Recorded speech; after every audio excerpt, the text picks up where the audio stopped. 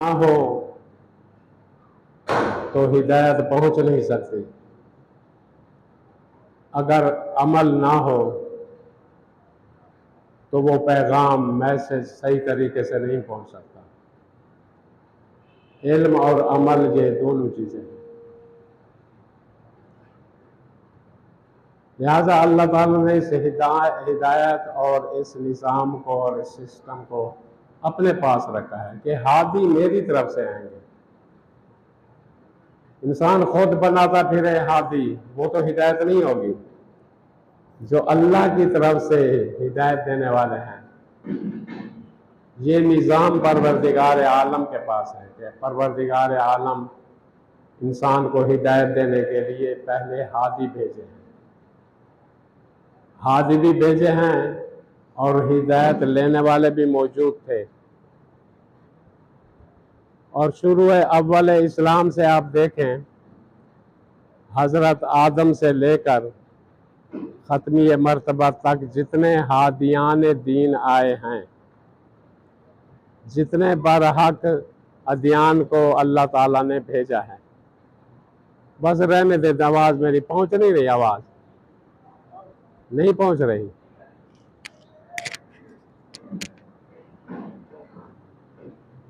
परवरदिगार आलम ने हिदायत की जिम्मेदारी है कि खुद अल्लाह ने ली है कि हादी भी उसी की तरफ से आएंगे। अब आप देखें कि अव्वल हादी का कहना भी नहीं माना गया। हजरत आदम का बेटा काबिल ने कहना माना है, अपने बाप का कहना नहीं माना, तो लिहाजा हिदायत से मुनहरिफ हो गए।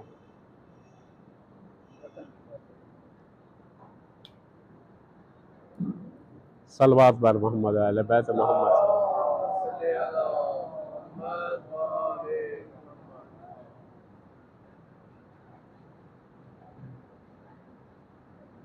और हजरत नूह का बेटा कनान, वो भी मुनहरिफ हो गया, उसे हिदायत। यानी आप अंदाजा लगाएं, नबी का बेटा है, वो भी हिदायत पर नहीं आया। नबी की बीवी है, नूह की बीवी है, और कितने ये लोग हिदायत से मुनहरिफ हो गए। हादियान दीन अल्लाह ने भेजे, लेकिन वो बदबख्ती का शिकार हुए, अल्लाह के हादी को नहीं माना। कनान ने कहा मैं पहाड़ पे चला जाऊंगा, मैं सफीना पे नहीं बैठूंगा। सफीना को छोड़कर, कश्ती नूह को छोड़कर पहाड़ पे चला गया। यानी पहाड़ भी गर्क हुआ और खुद भी वो गर्क हो गया। और कितने हादियान बरहक आए, उनकी बात को तस्लीम नहीं किया गया। और ये कारून हजरत मूसा का अजीज था, करीबी था, रिश्तेदार था, लेकिन जमीन खा गई, जमीन धनस गई। अल्लाह ने इख्तियार में दे दिया। हजरत मूसा से कहा कि ये जमीन तेरे इख्तियार में है। वो कहता रहा मुझे बचा लो। हजरत मूसा ने कहा है जमीन इसे खा जा, खा जा। लेकिन परवरदिगार आलम का देखें कितना मेहरबान खुदा है। कहा कि ए मूसा, अगर मुझसे तलब मगफरत करता मैं इसे माफ कर देता। अल्लाह ताला ने 40 दिन तक सिलसिला कलाम हजरत मूसा से रोक लिया। कारून धनस गया जमीन में। इतना बड़ा मेहरबान खुदा है, इससे तौबा तलब करो, अल्लाह तौबा कबूल करने वाला है, मेहरबान खुदा है। हादियान दीन को नहीं माना गया, कदरदानी नहीं की गई। आज 8वां हादी है। अल्लाह ताला ने ये निज़ाम सिलसिला आदम से लेकर आज तक हादियान दीन भेजे हैं, अंबिया भेजे हैं, ये सिलसिला जारी रहा है। आज भी दुनिया मुनहरिफ है। आप देख लें पूरी दुनिया में कितने मुसलमान हैं, और मुसलमानों से ज़्यादा दूसरे लोग हैं जो इस्लाम कबूल नहीं करते, मुलहिद हैं, खुदा परस्त नहीं हैं। तादाद में कितने मुसलमान हैं? ज़्यादा से ज़्यादा 2 अरब होंगे, 2 अरब मुसलमान हैं। कुल आबादी दुनिया की कितनी है? 8 अरब। अब 2 अरब मुसलमान हैं, उन मुसलमानों में कितने तफरके हैं, कितने फिरके हैं, और उन फिरकों में नाजी फिरका जो हम कहते हैं, जो अहल बैत के मानने वाले हैं, ये नाजी फिरका है, ये निजात पाने वाले हैं। फिर उन अहल बैत के मानने वालों में कितने धड़े हैं, कितने नजरियात हैं। अब बताएं, इतने हादी अल्लाह ने भेजे हैं और हिदायत आज तक नजर नहीं आ रही। वो वजह क्या है? वजह यही है कि जो अल्लाह की तरफ से हादी आए हैं उन्हें कबूल नहीं किया गया, उन्हें रद्द किया। इतराज करने लगे ना, जो आज जिस हादी की आप महफिल पे बैठे हैं, नाम हादी इमाम मोहम्मद तकी अलैहिस्सलातु वस्सलाम की शहादत का दिन है। और किसी ने सवाल किया इमाम रिजा अलैहिस्सलाम से कि आपको अगर शहादत नसीब हो गई, आपके बाद आपका वारिस कौन है? इमाम ने फरमाया, उस वक्त इमाम हादी की, इमाम तकी की उम्र 3 साल थी। कहा, ये मेरा बेटा मेरे बाद मेरा जानशीन, मेरा हादी होगा, हिदायत करने वाला होगा। उन्होंने कहा, ये 3 साल बच्चा हिदायत करेगा? इमाम ने फरमाया कि ऐ शख्स, जब 3 दिन का बच्चा हादी हो सकता है, हजरत ईसा की तरफ इशारा किया, वो 3 दिन का बच्चा वो कलाम कर सकता है, वो हिदायत दे सकता है, वो अल्लाह की तरफ से हादी हो सकता है, क्या मेरा बेटा 3 साल का वो हादी नहीं हो सकता?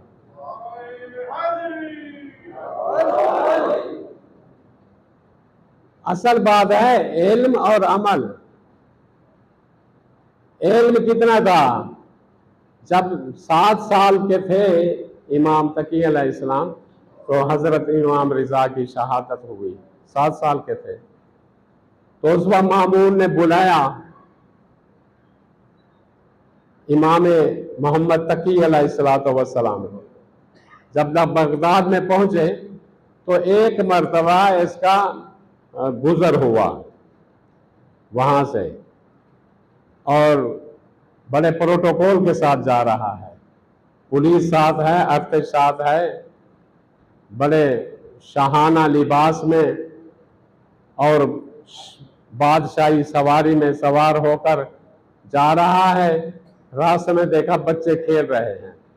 जब उन्होंने बादशाह की सवारी और पुलिस अर्थ देखी, बच्चों ने भागना शुरू किया। इमाम मोहम्मद तकी खड़े रहे। तो ये बादशाह मामून अपने घोड़े से उतरकर उस बच्चे से सवाल करते हैं, क्या बच्चे, सब बच्चे भाग गए हैं, तू नहीं भागा? तो इमाम ने फरमाया, भागने की कोई इल्लत हो सकती है? मेरे सामने 3 इल्लतें हैं। या ये है कि रास्ता तंग हो, तेरे लिए गुजरने का रास्ता तंग हो, मैं रास्ता छोड़ दूं, तेरे लिए रास्ता राह हमवार करूं। या ये है कि खुदा न खास्ता मैं मुजरिम हूं और मैं जुर्म की वजह से, या मैं खताकार हूं, मैं भाग जाऊं। या ये है कि तू जालिम है, तेरे जुल्म के खौफ से मैं भागूं। ये तीनों कैफियत तो मुझे नजर नहीं आती। या तो तू खुद बता, तू जालिम है तो फिर मेरे लिए भागना, फरार करना, लेकिन मैं फरार का बेटा नहीं हूं, मैं तो करार का बेटा हूं।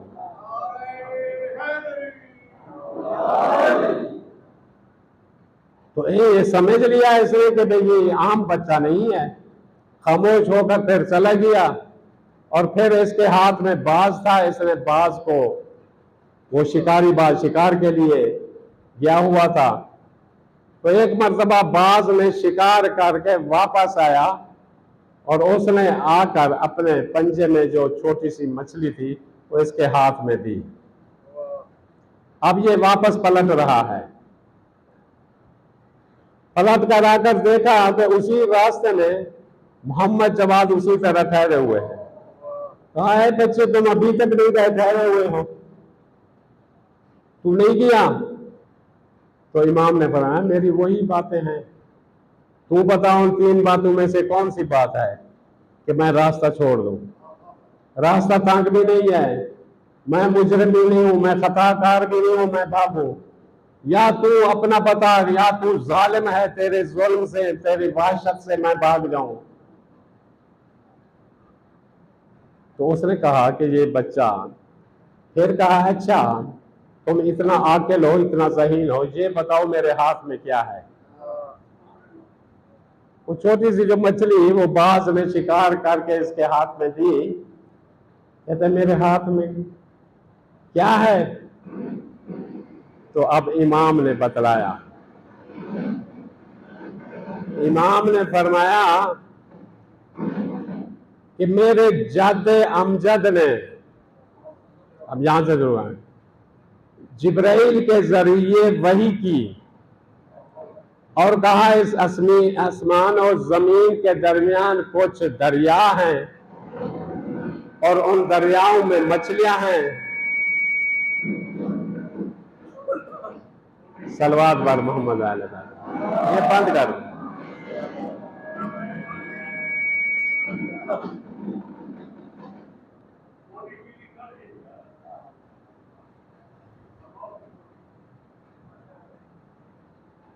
फरमाया ज़मीन और आसमान के दरमियान मेरे जद को जिब्राइल के जरिए परवरदिगार आलम ने वही की। इस जमीनों और आसमानों के दरमियान कुछ दरिया हैं, उन दरियाओं में कुछ मछलियां हैं और कुछ जैसे बादशाहन बाज के जरिए वो शिकार करते हैं और उनके हाथ में उनका बाज उनको आकर वो दरिया में जब मौजें उठ रही हैं तो वो किनारे में पड़ती हैं, जो बड़ी मछलियां हैं वो अंदर चली जाती हैं, छोटी मछलियां बाहर आ जाती हैं और बाज पंजे में वो मछली लेकर तो जैसे बादशाह के हाथ में देते हैं। तो यहां ये नुक्ता सामने आता है, इमाम ये कह सकते थे कि तेरे हाथ में मछली है, ये इतना वजाहत करने की क्या जरूरत थी? दर हकीकत ये वजाहत बता रही है कि इमाम ये बतलाना चाहते हैं अगर मैं ये बता देता तेरे हाथ में ये मछली है, फकत इल्म का जाहिर होना तो हो जाता, मेरा इल्म जाहिर हो जाता, लेकिन ये सारी तफसील बताने से ये इजहार किया है इमाम ने कि हमारे वुसअत इल्म का कमाल देखो।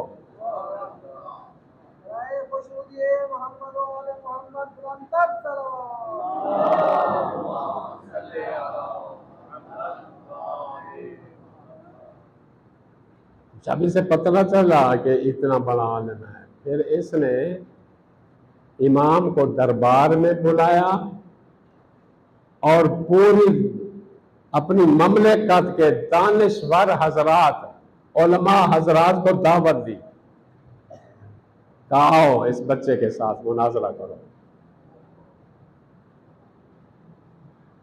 मुनाजरा हुआ, यहां तक कि इसकी महफिल, इसका दरबार खिंचाखच भर गया। 900 कुर्सी लगी हुई है, सैकड़ों की तादाद में कुर्सियां हैं, हुक्मा, उलमा, दानिश्वर लोग बैठे हुए हैं।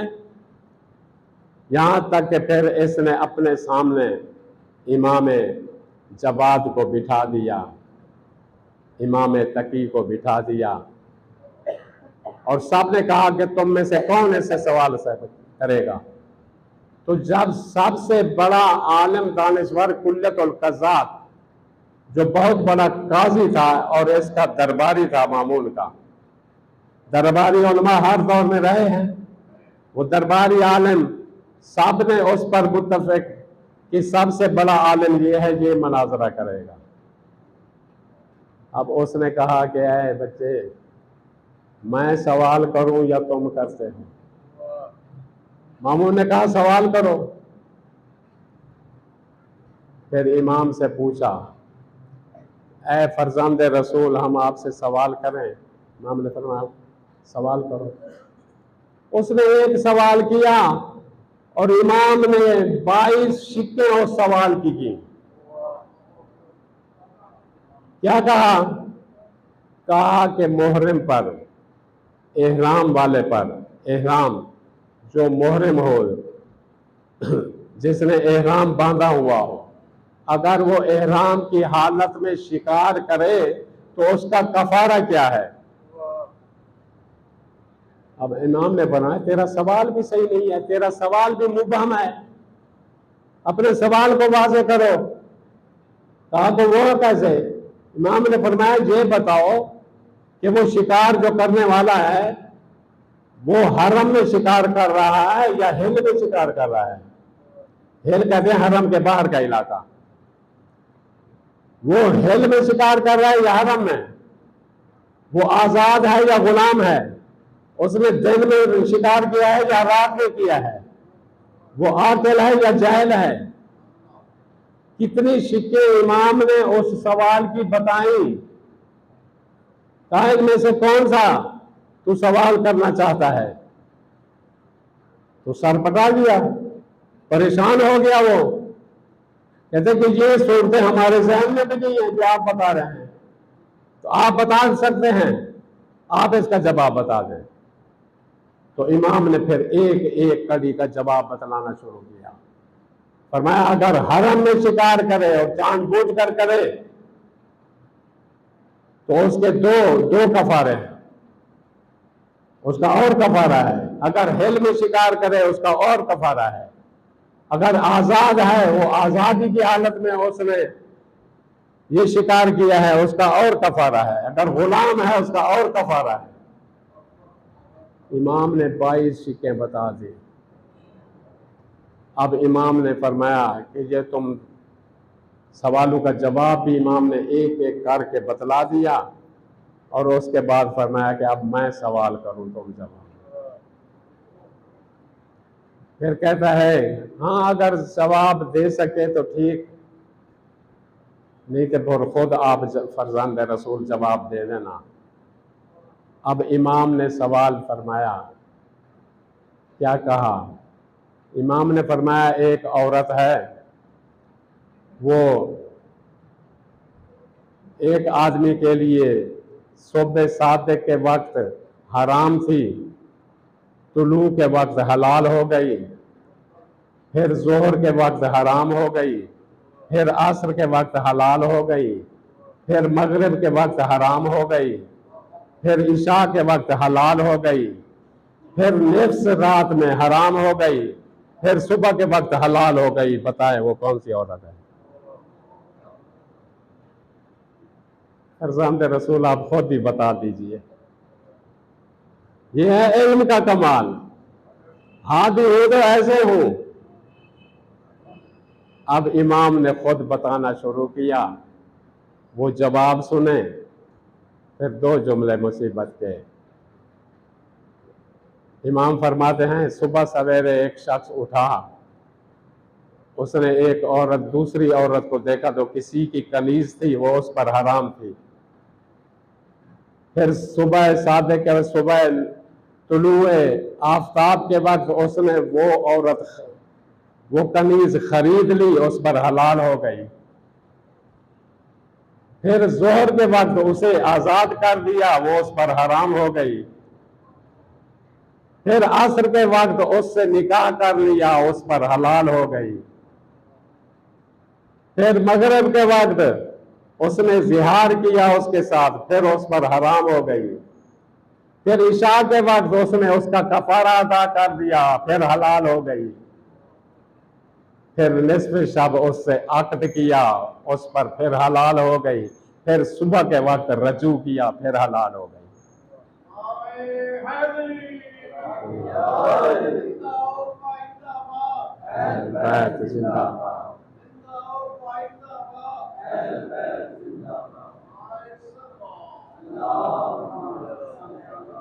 बस ऐसे बारह के हादी मिले।